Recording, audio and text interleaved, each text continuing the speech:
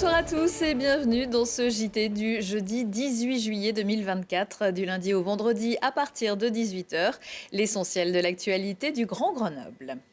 Les débats autour des Hauts de Chartreuse sont clos ou presque, alors que la réserve voit défiler chaque année 300 000 visiteurs, essentiellement à la Dent de Crôle, au cirque de Saint-Même et au Granier. C'est une plus petite partie qui était au cœur d'un litige depuis plusieurs mois.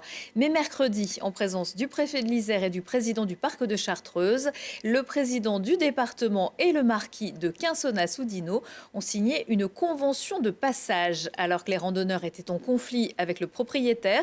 Ce texte fixe les conditions d'ouverture du sentier de randonnée qui traverse ces parcelles privées. Mais une partie seulement. Mirko Pesci. Des crêtes, des arches, des grottes, la réserve des Hauts de Chartreuse abrite un patrimoine géologique exceptionnel. En août 2023, Bruno de Quinsonnaz-Oudinot, propriétaire de 750 hectares de la réserve, a interdit l'accès aux promeneurs. Après une année de discussion, une convention a été signée entre le département et le propriétaire pour inscrire 2 sentiers au plan départemental des itinéraires de promenade et de randonnée. Nous avions plusieurs volontés. La première, c'est de faire en sorte que l'itinéraire soit partagé par tous, le propriétaire et le département, que cet itinéraire soit respecté et ensuite que la faune et la flore soient aussi respectées. Il y a des règles à respecter parce qu'il peut y avoir des conflits d'usage, particulièrement avec le pastoralisme ou avec les exploitants forestiers. Donc il faut que chacun respecte, que chacun comprenne bien les pratiques de la montagne. Les sentiers du Vallon de Marcieux et de l'Aulpe du Seuil sont désormais ouverts aux randonneurs. Ils rejoignent l'itinéraire qui traverse la réserve de la Dent du Crôle au Mont Granier. Ces itinéraires uniquement pédestres protègent la faune, la flore et les activités de chasse et de bûcheronnage des terres du Marquis. L'activité chasse, qui est d'ailleurs autorisée dans la réserve, elle est parfaitement autorisée, est une activité qui permet à la régénération, à la forêt de se régénérer normalement. Bon. Pourquoi on préserve les forêts? C'est pour alimenter une filière bois et préserver les emplois dans notre région. C'est aussi bête que ça. Et on maintient ici, en tout cas en Isère, le développement de la filière bois, dont on a extrêmement besoin. Le collectif Chartreuse, qui demande un accès libre à la réserve naturelle nationale, n'a pas été invité à la conférence de presse. Pour eux, la convention n'est pas satisfaisante. Il faut savoir que cette zone qui est interdite, elle est déjà régie par des règles extrêmement strictes qui sont applicables puisqu'on est en zone réserve naturelle. Vous n'avez pas le droit de faire du bruit, vous n'avez pas le droit de faire de feu. Et nous, on conçoit parfaitement l'ensemble de ces règles et on demande à tout le monde de les appliquer. Scientifiquement, il n'y a rien qui a prouvé qu'il y avait une dégradation particulière sur cette zone. Je trouve que c'est pareil, un argument qui n'est pas aujourd'hui recevable et qui est utilisé pour restreindre l'accès. Toute sortie du sentier balisé est interdite et les bivouacs sont prohibés du 1er juillet au 31 août. Toute infraction est passible d'une amende de 135 à 750 €. Et vous l'avez peut-être vu sur le panneau au début du sentier. Dans toute l'année, dans le parc, il est également interdit de venir avec un chien, de cueillir quoi que ce soit et de faire du feu. Un sentier qui sera peut-être intégré dans un prochain UT4M en attendant les premiers concurrents de l'édition 2024 de l'Ultra-Tour des 4 massifs. La 12e ont pris le départ ce jeudi matin de la mairie de Cessin. Les concurrents du 180 Extrême partiront vendredi matin. Vous l'aurez compris, en ce moment, les trails poussent comme des champignons. Et il y a quelques jours à l'Alpe d'Huez, ce sont les femmes qui étaient à l'honneur. Week-end sportif pour les participantes du raid féminin. Plus de 100 coureuses arpentent les montagnes de l'Alpe d'Huez.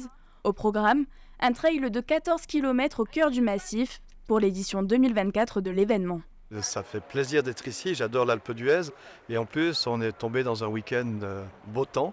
Donc de la Laponie, en passant par l'Alpe d'Huez, en passant par le Sahara, le point commun c'est la belle région, c'est la belle nature qui existe un petit peu de partout et justement dans ces belles, dans ces grandes étendues. La spécificité de la rencontre, un départ 100% féminin. Au-delà des paillettes et des casquettes roses, ce défi sportif représente une aventure humaine. Il y a une belle entraide, je trouve, quand on est qu'entre filles. Et puis, ouais, il n'y a pas de compétition finalement. On se pousse et on se surpasse ensemble. Ouais, c'est vraiment la bonne ambiance. Et puis voilà, tout le côté, on monte les tentes ensemble, on court ensemble. C'est plus pour le fun que vraiment pour la gagne. Ça va plus loin qu'une aventure sportive. La course solidaire se fait par deux, le moyen de se soutenir. Allez, Allez, c'est bon, derrière. Mélanie et Vanessa ont remporté l'étape ensemble. Notre binôme fait notre force parce qu'on s'encourage et puis quand je suis dans le mal, Vanessa est là et vice versa. Quand Vanessa est dans le mal, on est là. Donc je pense qu'on est un bon binôme. On est très complémentaires. Oui. Ouais. Donc amis et binôme en course à pied, donc je pense que ça y fait beaucoup. Elles avaient déjà participé à un raid féminin en Laponie. Elles couraient alors pour l'association du paracycliste Florian Joigny. Nous avons été deuxième, donc nous avons gagné un chèque à lui remettre. 500 € pour l'association du champion paralympique. L'association, c'est Tétra-Athlétique, donc qui nous permet de financer un petit peu notre matériel handisport. Et Mélanie et Vanessa ont eu la gentillesse de penser à notre association pour aller faire leur raid en Laponie. Donc on les remercie grandement pour ça. Les deux sélectionnés aux Jeux de Paris connaissent eux aussi les avantages d'être en binôme. C'est un moteur d'être à deux pour être plus motivé, pour se pousser. On se tient un peu la bourre. L'aventure ne s'arrête pas là pour de nombreuses participantes. Prochaine étape pour Mélanie et Vanessa, le raid féminin du Sahara. Et vendredi et samedi, place à la 8e édition de l'Oison Trail Tour à l'Alpe d'Huez. 4 parcours et des courses pour les enfants. Retour à la case baignade au lac de Paladru. Il n'y a plus de contre-indication à aller barboter dans ces eaux bleues turquoises. Fermée lundi en raison d'une suspicion de pollution, la plage du village du lac a pu rouvrir ce jeudi matin à 10 h. Selon l'Agence régionale de santé, les prélèvements effectués ont attesté de la pureté de l'eau et la mousse incriminée a disparu sans que l'ARS ne parvienne à en détecter l'origine. Ce n'est pas l'eau qui fait tourner le moulin de Briey et Angonne, mais l'électricité, sans oublier la volonté de quelques habitants qui, après l'avoir racheté à la métropole, sont parvenus à le remettre en route, lui qui ne tournait plus depuis plusieurs décennies. Mirko Pesci. Après 30 ans d'inactivité, la porte d'entrée de la commune de Briey et Angonne, le moulin de Tavernol, refonctionne. Il aura fallu des mois de nettoyage, de réfection des menuiseries et de réparation du matériel pour remettre en état ce moulin de 3 niveaux. Jackie Guaron, natif de la commune, est le pilier de ce projet. Je ne pensais pas qu'il y avait tant à faire. Et c'est plaisant de réparer ça. Moi, je suis un manuel. J'aime bien réparer les choses. Aujourd'hui, on l'a mis en route et on a déjà fait passer du blé. Mais on n'a encore pas fait de farine. Parce qu'il y avait quand même un peu des fuites. Il a fallu réparer. Et puis dès qu'on passe la farine, il va falloir faire du nettoyage. Il faut faire tourner régulièrement, au moins une fois par mois. Et derrière, il faut faire du nettoyage. Alors on n'a encore pas démarré, on attend que ça soit bien au point. Construit en 1910, le moulin à grains fonctionnait pour nourrir les habitants et les animaux. À cette époque, le moulin à meule restait la technique traditionnelle, mais en 1935, la machinerie innove, l'électricité arrive et les meules sont remplacées par un moulin à cylindre. Ce moulin a été construit par des sociétaires suite à la ligne à haute tension qui devait partir de Grenoble à Livet-Gavet. Donc ces sociétaires ont saisi l'opportunité d'avoir du courant et de faire tourner un moulin régulièrement toute l'année. Puisque auparavant c'était le ver de Ré qui alimentait le premier moulin avec bien entendu des hauts et des bas en fonction de la quantité d'eau. La taille du moulin permet d'abriter les différentes étapes sur plusieurs niveaux. Au 2e étage, les grains sont humidifiés avant d'être envoyés au 1er étage pour le broyage. Ils sont ensuite montés au 3e où se trouve le tamiseur. En activité de 1910 à 1991, le moulin était plus qu'un simple site de production, c'était aussi un lieu de rencontre. Ce moulin s'appelait aussi le moulin social puisque c'est ici qu'il y a eu la première télévision où le village se rassemblait pour regarder la télévision. C'était un lieu aussi de convivialité, bien sûr, et qui permettait aux gens de l'époque d'échanger. Et puis c'était un lieu particulièrement fréquenté, le moulin. Le blé est déjà prêt pour la production, mais quelques réparations sont encore nécessaires avant de voir les premières farines à la fin de l'été. L'idée sera aussi de produire la farine pour la traditionnelle fête du pain qui a lieu chaque année fin juin. Une crêperie s'est également installée au rez-de-chaussée du moulin. Dans l'agenda, la Cinémathèque de Grenoble poursuit son panorama de l'histoire du cinéma pendant l'été avec des projections en plein air. Vendredi soir au musée de l'Ancien Évêché, découvrez ou redécouvrez Malabar Princess, un film de 2004 de Gilles Legrand avec Jacques Villeray, Michel Larocque, Claude Brasseur. L'histoire d'un petit citadin qui passe une année chez son grand-père un peu bourru. Ils vont ensemble faire la découverte d'un véritable trésor dans le massif du Mont Blanc et évidemment dans leur cœur.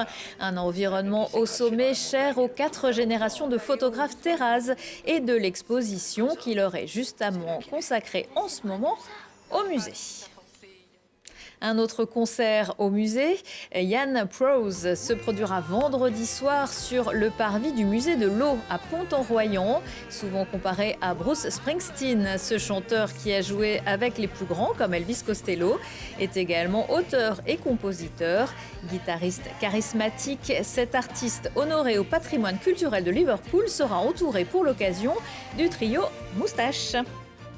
Retour de l'actu dans 1 heure et en replay sur télégrenoble.net. On se quitte en musique avec les Swing Girls. Les grenobloises Marianne Girard, Manon Petit et Violaine Soulier seront en concert pour faire leur révolution vendredi soir au Grand Séchoir à Vinay. Et elles ont prévu d'en sécher plus d'un. Excellente soirée à tous.